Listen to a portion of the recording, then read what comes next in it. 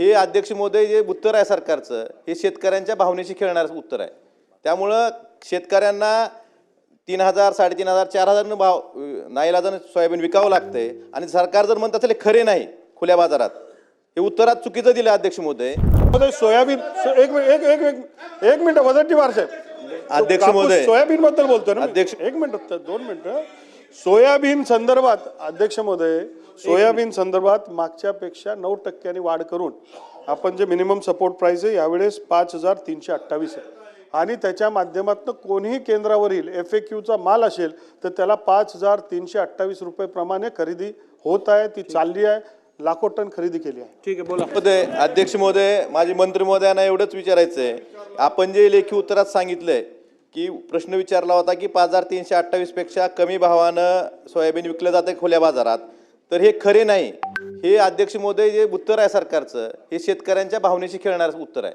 त्यामुळं शेतकऱ्यांना 3000, 3500, 4000 भाव नाईलाजानं सोयाबीन विकावं लागतंय आणि सरकार जर म्हणत असेल खरे नाही खुल्या बाजारात, हे उत्तरात चुकीचं दिलं अध्यक्ष महोदय।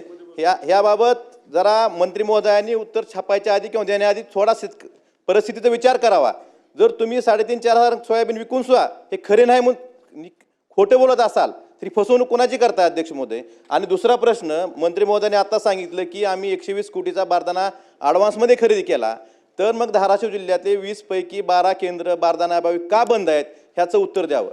जर खरेदी केला असेल, तुमच्याकडे बारदाना असेल, तर बारदानाअभावी खरेदी केंद्र का बंद आहेत?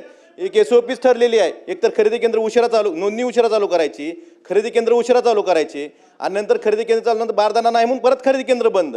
ही SOP ह्या पणन मंडळाची किंवा ह्या खरेदी केंद्राची गेल्या अनेक वर्षापासून आहे। तर अध्यक्ष महोदय, माझी विनंती आहे की आपण कमी भावानं खरेदी केंद्र जे शेतकऱ्यांना विकावं लागलं सोयाबीन, याबाबत जसं आपण मध्य प्रदेशची लाडकी बहीण योजना घेतली तसं मध्य प्रदेशची भावांतर योजना महाराष्ट्रात लागू करणार का?